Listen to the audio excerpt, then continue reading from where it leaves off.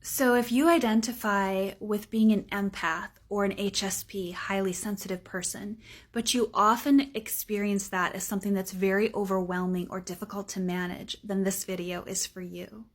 While I do believe that oftentimes people are born with a propensity for being highly empathic, highly intuitive, or highly sensitive, and that is actually meant to be a gift, I find it's especially prevalent in people who are called to this spiritual journey, this inner healing work, this conscious expansion that is taking place all around the planet. What is often identified as being empathic is actually a trauma response.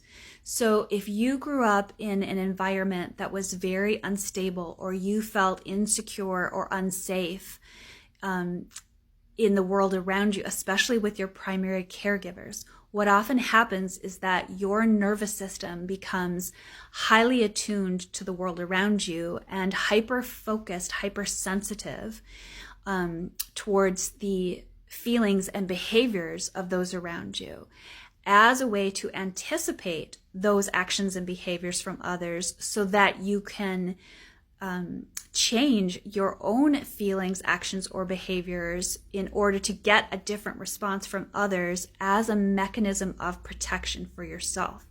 So the first thing to realize here is don't make any of this wrong. Don't make yourself wrong. Realize that every part of you makes sense. Every part of you is on board to protect you and love you. So even these behaviors or protective programs that you formed originally came from a part of you that loves you very much and was trying to keep you safe.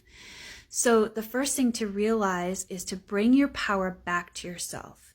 And when you start to feel that you're overwhelmed by your environment, or that you need to micromanage others, or transmute their pain or hold their pain or be an empath for their experiences, just take a moment to pause, take a deep breath, bring yourself back to your heart and say, it is safe and right for me to live in my sovereignty and power.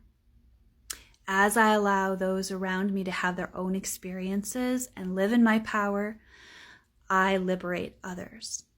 Be present to what comes up in you when you do see or sense the pain of others. That is for you to let your own energies move. And as you do that, as you live in your power and wholeness and let whatever is painful in you to move through you, you do liberate others and get to live in your power.